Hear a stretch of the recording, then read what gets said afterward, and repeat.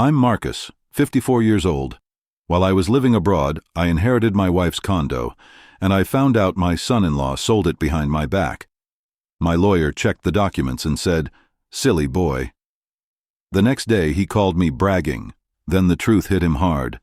Before I tell you how it all unraveled, like the video, subscribe and comment where you're watching from. You know what grief does to a man? It strips away everything you thought you knew about yourself, about your life, about the people you trusted.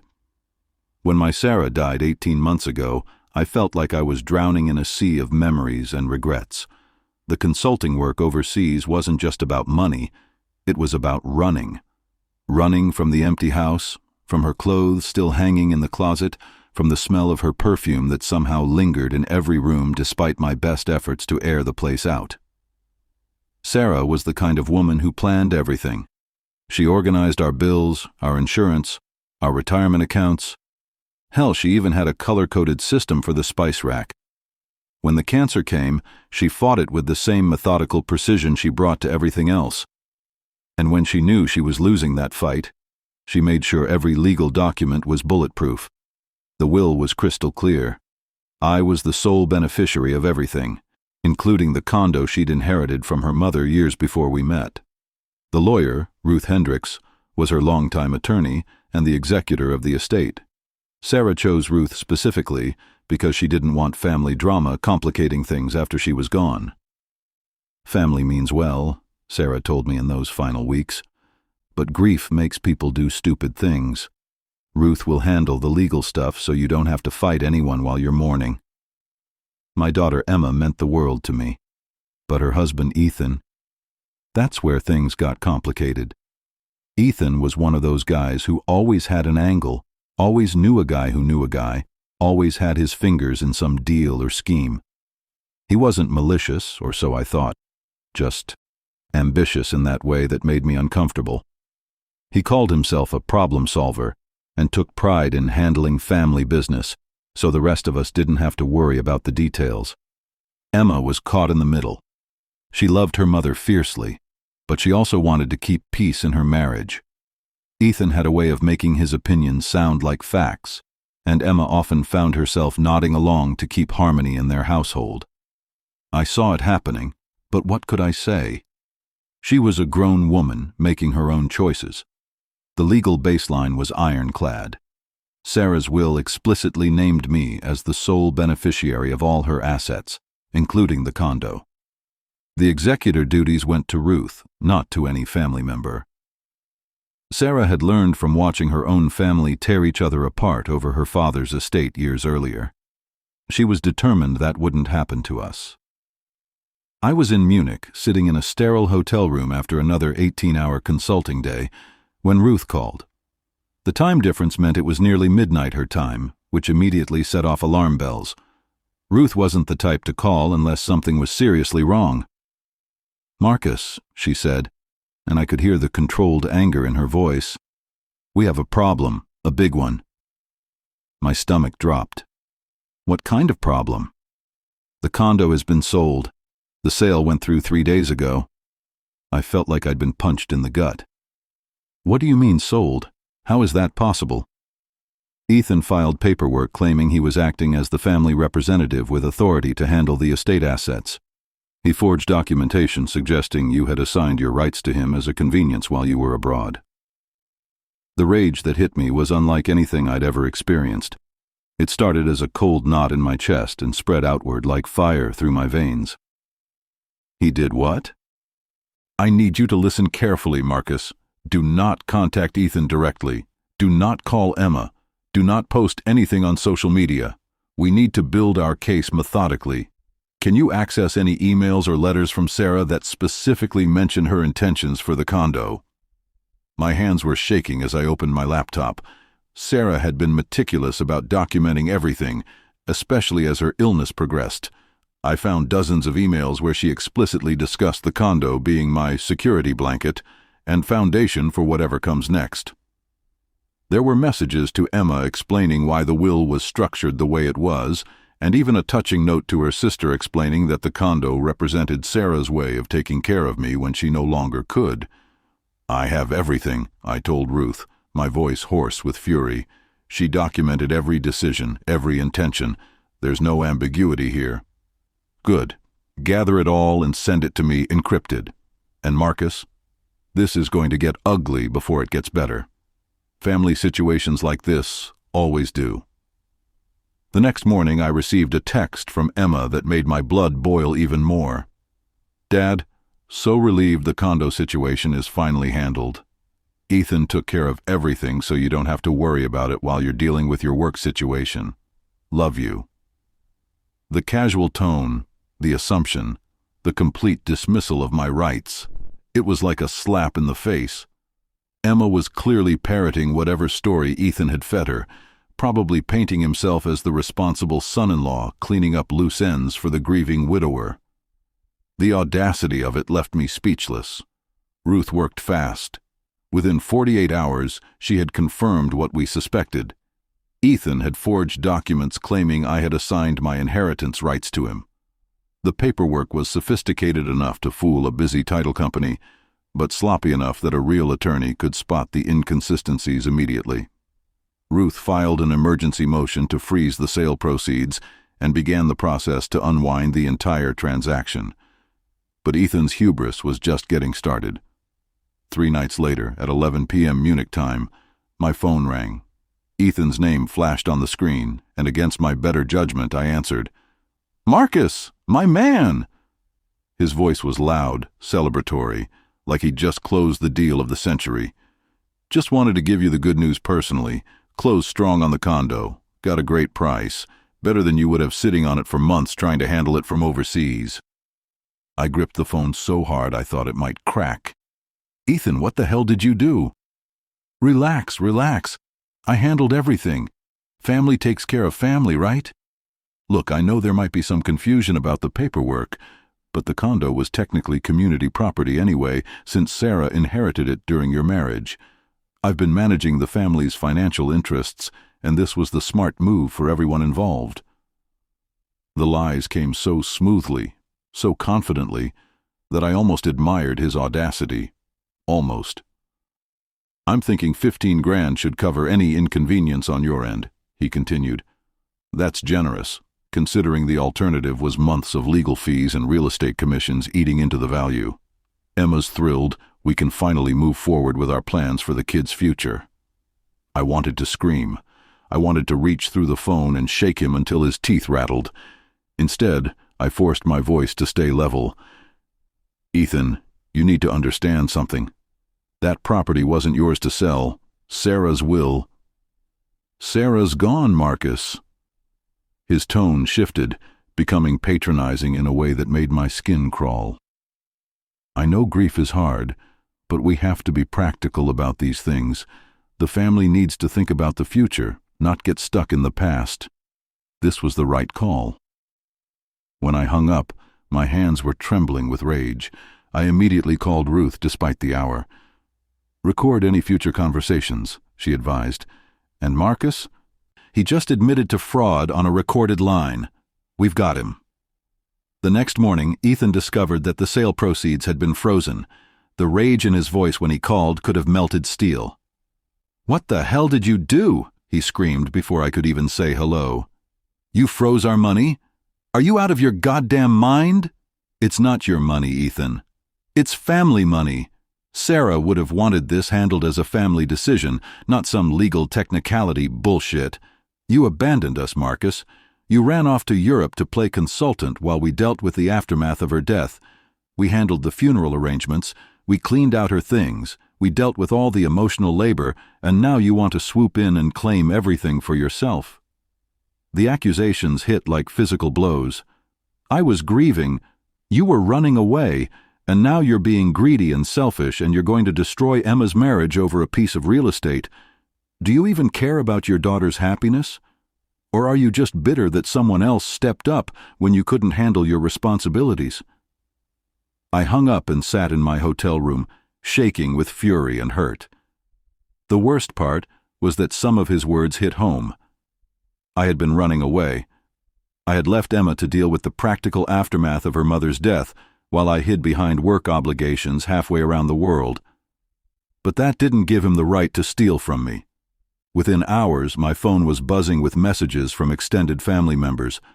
Sarah's sister, "Don't ruin Emma's marriage over this. It's just a condo." My brother, "Family is more important than property. Work it out."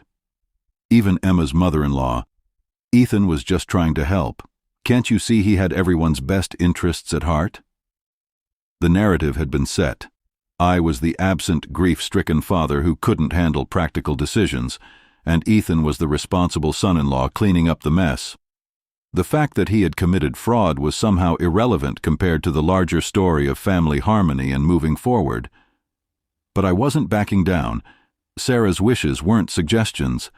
They were her final instructions to me, her last way of taking care of the man she loved.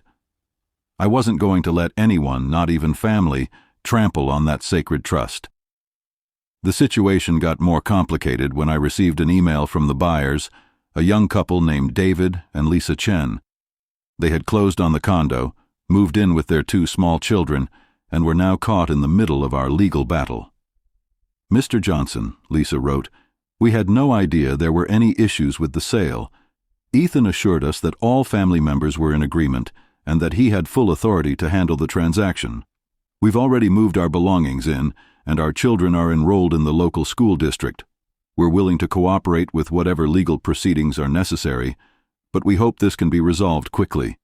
This is our first home purchase, and we're scared about what this means for our family." Reading their email, I felt a stab of guilt. These were innocent people who had been victimized by Ethan's fraud just as much as I had been. They had acted in good faith, and now their dream home was caught in legal limbo because of my son-in-law's greed and deception. It also revealed another layer of Ethan's dishonesty. He hadn't just forged documents to steal from me. He had actively lied to the buyers, representing himself as having authority he didn't possess and putting their investment at risk. The cracks in Ethan's support system started showing when Emma called me privately a week later. She was crying before she even said hello. "Dad, I'm so confused. None of this makes sense. Ethan keeps changing his story about the authorization papers, and now he's talking about using the money for a down payment on a bigger house. He says it's for the kids' future, but Mom always said that Condo was meant to be your security after she was gone." I felt a mix of relief and heartbreak hearing my daughter's voice. "Emma, what exactly has Ethan told you about the sale?" "He said Mom's estate was complicated and that you were too overwhelmed to handle the details from overseas. He said the condo was technically marital property and that as your family, we had the right to make decisions in your best interest. But Dad, I found emails Mom sent me specifically saying the condo was your inheritance and that she didn't want anyone pressuring you about it." The dam broke and Emma sobbed into the phone. "I should have questioned it earlier. I should have called you directly. But he was so confident, so sure of himself, and I was still dealing with missing Mom and trying to hold everything together for the kids. He made it sound like he was protecting you from stress and protecting us from financial uncertainty. What changed your mind? He's been acting strange since the money got frozen, secretive phone calls, angry outbursts when I ask questions, and yesterday I found paperwork for a house that costs twice what our current place is worth. When I asked him about it, he got defensive and said I didn't understand financial planning. But Dad, if that money was meant to help all of us, why is he making major decisions without including me?" Emma's willingness to question Ethan's narrative was both encouraging and painful. Encouraging because it meant she was starting to see through his manipulation. Painful because I could hear the betrayal in her voice, not just from Ethan, but from herself for not trusting her instincts earlier. "If you need me to testify about what Mom really wanted, I will," she said quietly. "I can't let him destroy her memory for his own benefit." 2 weeks later, Ethan's lawyer reached out with a settlement offer that was insulting in its lowball nature. They proposed to let me keep 30% of the sale proceeds while maintaining the validity of the sale to the Chen family. In exchange, I would agree not to pursue criminal charges for the forged documents. The offer came with a threat. If I refused, they would claim that Sarah had lacked mental capacity when she wrote her will, citing her pain medication and chemotherapy, as evidence that her judgment was compromised. When Ruth read me the proposal over the phone, I laughed bitterly. Do they really think I'm that stupid? It's a desperate move, Ruth confirmed. They know they're caught, so they're trying to create doubt about the foundational documents. But we have extensive medical records showing Sarah was mentally sharp right up until the end. We have time-stamped emails demonstrating her clear thinking. We have witness statements from her doctors attesting to her capacity. And most importantly, we have the will itself, which was prepared months before her condition deteriorated and was witnessed by multiple independent parties. The fact that they were willing to attack Sarah's memory and mental state in order to cover up their fraud pushed my anger to new levels. It was one thing to steal from me. It was another entirely to posthumously attack my wife's competence and dignity. Counter with full restitution, I told Ruth. I want the sale unwound completely, all proceeds returned, and Ethan liable for every penny this mess has cost everyone involved. I flew back from Munich the following week, my consulting contract hastily rearranged to accommodate the legal proceedings. The 18-hour flight gave me plenty of time to think about strategy and consequences. Ruth had assembled an impressive case: the original will with its clear language and proper witnessing, the complete title chain showing Sarah's sole ownership of the condo, the forged documents with their obvious inconsistencies, testimony from the Chen family about Ethan's misrepresentations, Emma's statement about Sarah's true intentions, and a CPA's analysis showing how the sale proceeds had been used as a down payment on Ethan's new house. The night before our scheduled hearing, Ethan's lawyer called with a new offer. They would agree to unwind the sale completely, but only if I agreed to split the legal costs and refrain from pursuing criminal charges. I was tempted. The whole ordeal had been exhausting, expensive, and emotionally draining. Part of me just wanted it over so I could grieve my wife in peace. But Ruth reminded me of something important. Marcus, this isn't just about you anymore. Ethan committed fraud against you, lied to the buyers, and manipulated your daughter. If you let him walk away with minimal consequences, what message does that send? What happens the next time he decides to handle family business without authorization? She was right. This was about more than money or property. It was about accountability, about protecting other potential victims, and about ensuring that Sarah's final wishes were respected. I agreed to the unwinding of the sale, but only under specific conditions that would ensure true justice.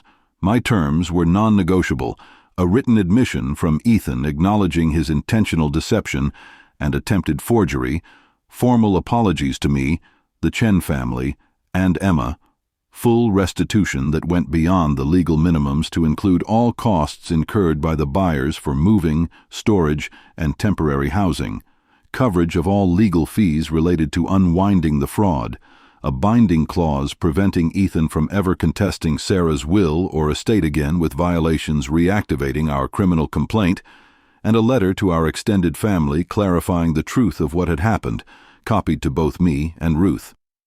When Ruth presented these terms, there was a long silence on the other end of the phone. Ethan's lawyer finally said, "These terms are quite harsh." "Fraud tends to have harsh consequences," Ruth replied coolly. Ethan fought the settlement terms for another 2 days. But ultimately, he had no choice. The evidence against him was overwhelming, and Ruth made it clear that we were prepared to pursue criminal charges if he continued to resist. The fact that he had used the stolen money to purchase a house for himself made the fraud particularly egregious, and Ruth had connections in the district attorney's office who were very interested in prosecuting financial crimes against vulnerable populations, which included grieving widowers being manipulated by family members. The resolution came together quickly once Ethan capitulated. The funds were returned from escrow, the Chen family was made whole for all their costs and inconvenience, and the condo title was restored to me as the rightful owner. The court noted the settlement in its records, and the criminal complaint was held in abeyance pending Ethan's compliance with all settlement terms. Reading Ethan's written admission was one of the most satisfying moments of the entire ordeal. Seeing him forced to acknowledge in his own signed words that he had intentionally deceived multiple parties and attempted to forge legal documents was worth every penny the case had cost me. His apologies were perfunctory and clearly written by his lawyer, but they were public record and would follow him if he ever tried to misrepresent the situation in the future. The aftermath was swift and comprehensive. Ethan was forced to sell the house he had purchased with the stolen funds, taking a significant loss in the process since he was now a motivated seller in a declining market. His reputation at work suffered when word spread about the legal issues. Apparently, a financial services company doesn't look kindly on employees who commit fraud in their personal lives. His marriage to Emma became increasingly strained as she processed the full extent of his deception and manipulation. Ethan was forced to sell the house he had purchased with the stolen funds, taking a significant loss in the process since he was now a motivated seller in a declining market. His reputation at work suffered when word spread about the legal issues. Apparently, a financial services company doesn't look kindly on employees who commit fraud in their personal lives. His marriage to Emma became increasingly strained as she processed the full extent of his deception and manipulation. Emma started individual counseling to work through the complex emotions of being caught between loyalty to her husband and loyalty to her father and mother's memory. She eventually began couples counseling with Ethan, though she confided to me that she was using those sessions to evaluate whether their marriage could survive such a fundamental breach of trust. The extended family members who had initially pressured me to work things out and put family first began reaching out with awkward apologies as the truth of Ethan's actions became clear. Sarah's sister was particularly embarrassed, having learned that Ethan had specifically told her I was being unreasonable about a minor paperwork issue and needed family pressure to see sense. My brother called to apologize and admit that he had spoken without knowing the full facts. "I should have trusted you to handle your own affairs," he said. "I just heard family dispute over inheritance and assumed it was the usual petty stuff. I didn't realize he had actually stolen from you." The vindication felt good, but it was overshadowed by the larger tragedy of how easily family bonds could be manipulated when people were willing to believe the worst about each other. A month after the legal resolution, I finally visited the condo for the first time since Sarah's death. Walking through those rooms was like being hit with a tsunami of memories and emotions. Every corner held a piece of our history together. The kitchen where we had cooked countless meals, the living room where we had hosted family gatherings, the bedroom where we had held each other during her final weeks. But along with the grief came a profound sense of gratitude. Sarah had been right to structure her will the way she did. She had anticipated the potential for family drama and had taken steps to protect both my interests and our shared values. Standing in that condo, I could almost hear her voice saying, "I told you so, but I'm glad you fought for it." I spent several days deciding what to do with the property. Keeping it would mean maintaining a connection to Sarah's memory, but it would also mean dealing with the practical challenges of being a landlord or the emotional challenges of living with ghosts.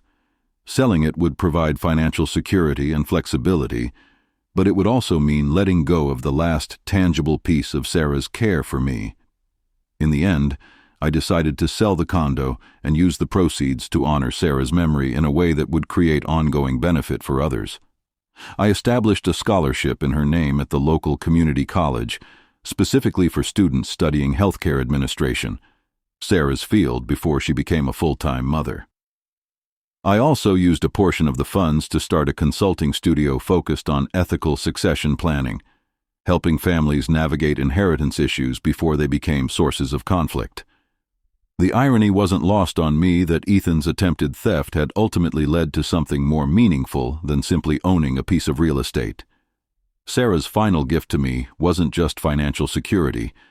It was the reminder that sometimes you have to fight for what's right, even when it's difficult and painful, and divides families. The healing process with Emma was slow but steady. She eventually separated from Ethan, though their divorce proceedings were complicated by the financial consequences of his fraud and the need to establish custody arrangements for their children. She moved into a smaller apartment and started rebuilding her life with the support of therapy and a newfound appreciation for honesty and transparency in relationships. One evening, about 6 months after the legal resolution, Emma called me with news that made me cry. While cleaning out some of Sarah's belongings that had been stored in her basement, she had found a wooden box containing several items clearly meant for me: Sarah's father's watch, which she had never mentioned during her illness, and a sealed letter addressed to me in her handwriting. The letter was dated just 2 weeks before Sarah died, and its contents took my breath away. She had written about her fears that family members might pressure me to make decisions I wasn't ready for, her hopes that I would find the strength to honor her wishes even if it meant disappointing others, and her absolute confidence that I would ultimately choose truth and integrity over comfort and peace. "The condo represents more than money or security," she had written. "It represents my ability to take care of you even after I'm gone. Don't let anyone convince you that protecting my final gift to you is selfish or wrong. Sometimes love requires us to be strong in ways that others don't understand." Reading those words, I understood that the entire ordeal had been about more than property or money or even family dynamics. It had been about whether I would honor the woman I loved by protecting the legacy she had carefully constructed, or whether I would let others rewrite her story to suit their own needs. The legal settlement had included a requirement that Ethan complete a financial ethics course as part of avoiding criminal prosecution. Emma told me that he had initially resented the requirement, but had eventually found it helpful in understanding how his actions had affected multiple families. He was working at a lower-paying job with supervised financial responsibilities and had agreed to have any major financial decisions reviewed by a third party as part of his divorce settlement with Emma. The Chen family, after working through the legal complications of the unwound sale, eventually found a different home in the same school district. They sent me a Christmas card thanking me for my compassion during the resolution process and for ensuring they were made whole financially. David Chen wrote that the experience had taught them to be more careful about verifying authority in real estate transactions, but that they didn't regret their willingness to work cooperatively toward a fair resolution.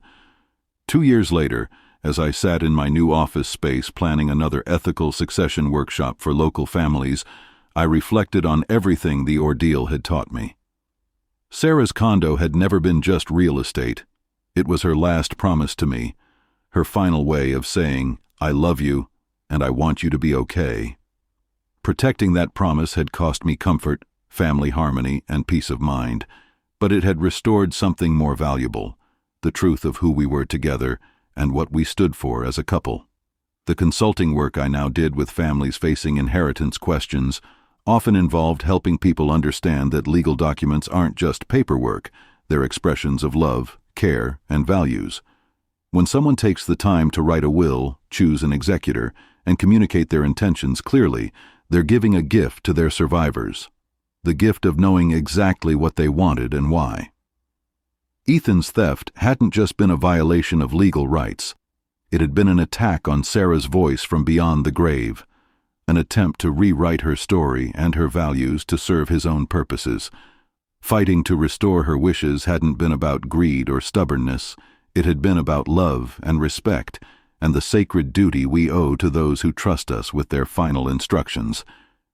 The family relationships that survived the ordeal were stronger for having been tested by truth. Emma and I developed a closer relationship built on honesty about difficult topics, rather than the polite avoidance that had characterized some of our interactions while Sarah was sick. We talked openly about her mother's death, about the challenges of grieving, about the importance of standing up for what's right, even when it's uncomfortable. Emma's children, now older and more aware of the family dynamics that had swirled around them, began asking questions about their grandmother and what she had been like. I was able to tell them stories not just about Sarah's kindness and intelligence, but about her strength and her unwillingness to be pushed around by people who thought they knew better than she did about her own life and her own values. The financial ethics course that Ethan completed as part of his settlement apparently included modules on family financial abuse and the psychological factors that lead people to rationalize theft from relatives. Emma told me that he had expressed genuine remorse for his actions and had begun to understand how his problem-solver mentality had led him to overstep boundaries and manipulate situations without considering the full consequences of his choices. Whether his remorse was genuine or simply a product of facing consequences was something I didn't need to determine. My job had been to protect Sarah's wishes and ensure accountability for the violation of those wishes. The rest was between Ethan and his own conscience. The scholarship program in Sarah's name had awarded its first grants, helping 3 students complete their healthcare administration studies. Reading their thank you letters and hearing about their career plans reminded me that Sarah's influence was continuing to ripple outward in positive ways, helping people who had never met her but were benefiting from her memory and her values. The consulting studio had grown beyond my initial expectations, with referrals coming from attorneys, financial planners, and families who had heard about our approach to preventing inheritance conflicts before they started.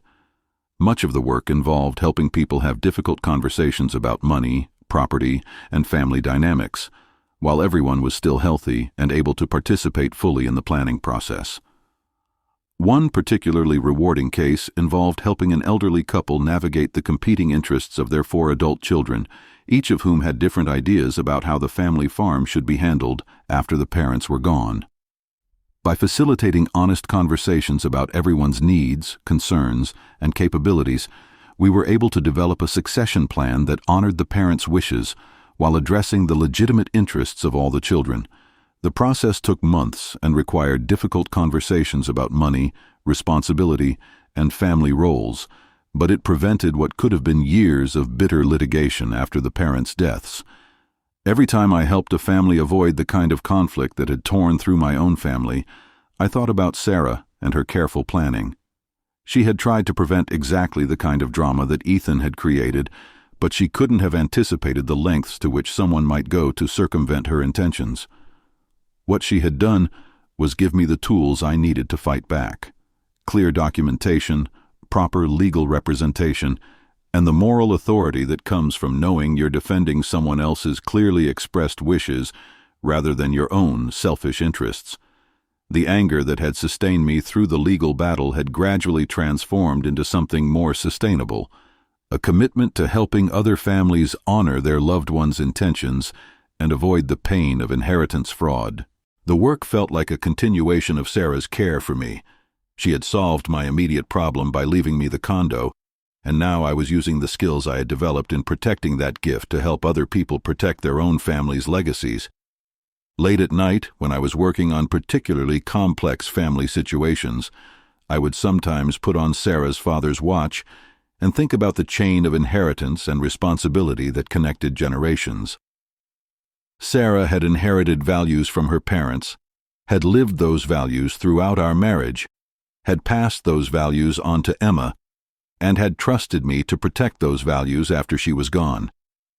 Ethan's attempt to steal the condo had really been an attempt to steal our family's values and replace them with his own priorities. The fact that he had ultimately failed wasn't just a legal victory, it was an affirmation that some things are more powerful than fraud and manipulation. Truth has its own strength, and when you're fighting to protect something sacred, that strength can carry you through conflicts that seem impossible to win. Emma's healing process included her own work in family financial counseling, partly inspired by her experience with Ethan's deception. She had realized that her tendency to avoid difficult conversations about money and authority had made her vulnerable to manipulation, and she wanted to help other people develop the skills to recognize and resist financial abuse within families. Her work complemented mine in interesting ways. I focused on preventing inheritance conflicts through better planning and communication, while she helped people recognize and respond to financial manipulation when it was already happening. Together, we occasionally co-facilitated workshops for families dealing with complex inheritance situations, and I was proud to see how she had transformed her painful experience into a tool for helping others.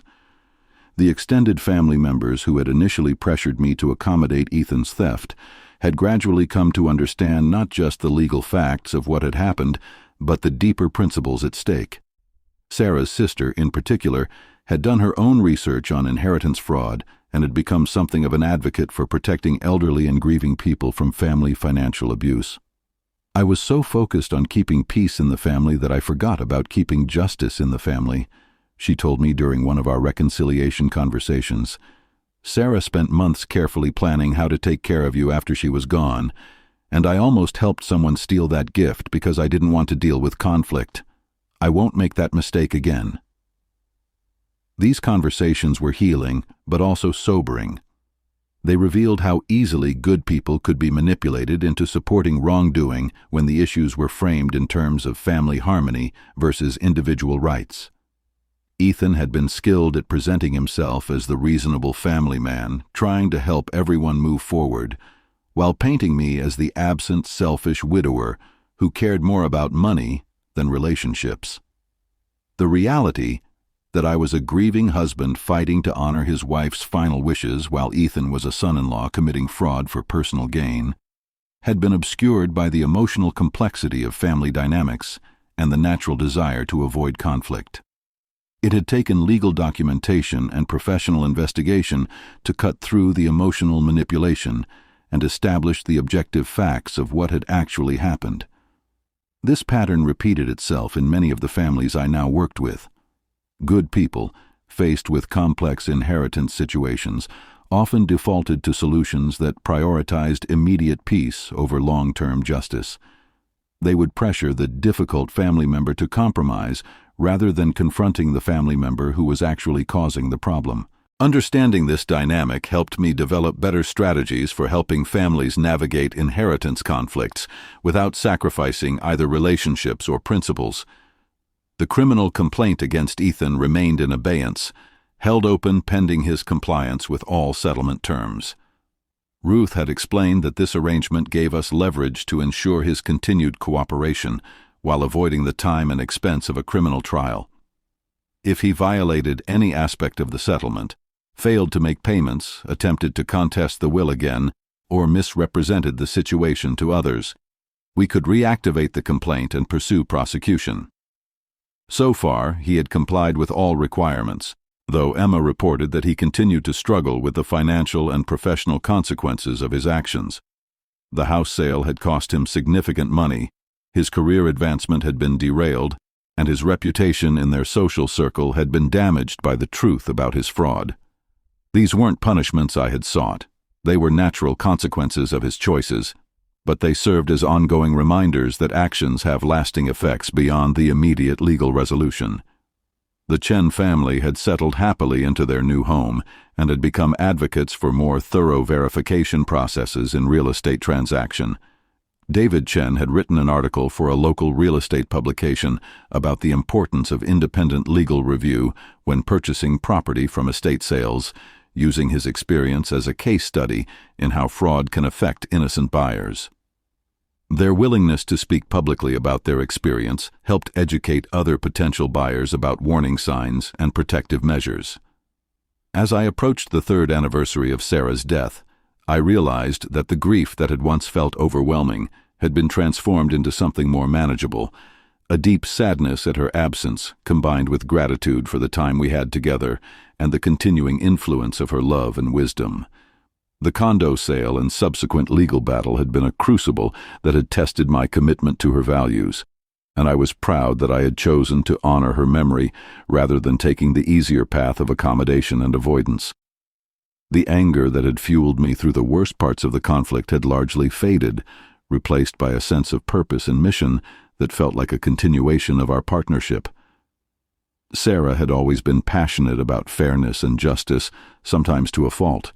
She would have been proud that I had fought for what was right rather than what was easy, and she would have loved seeing how the resolution had created opportunities to help other families avoid similar conflicts.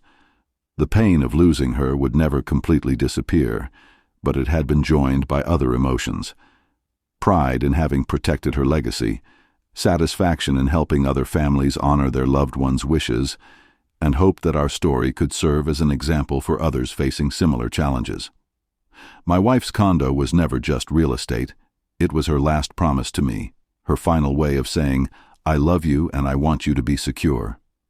Protecting that promise cost me comfort, family harmony, and peace of mind. But it restored something more valuable: the truth of who we were together and what we stood for as a couple. Sometimes the real inheritance isn't the money or property. It's the courage to say no, even to family, when they're asking you to betray the people you love. If this story hit home for you, like, subscribe, and tell me where you're watching from. Your stories matter, and sometimes sharing them helps other people find the strength to protect what's sacred in their own lives.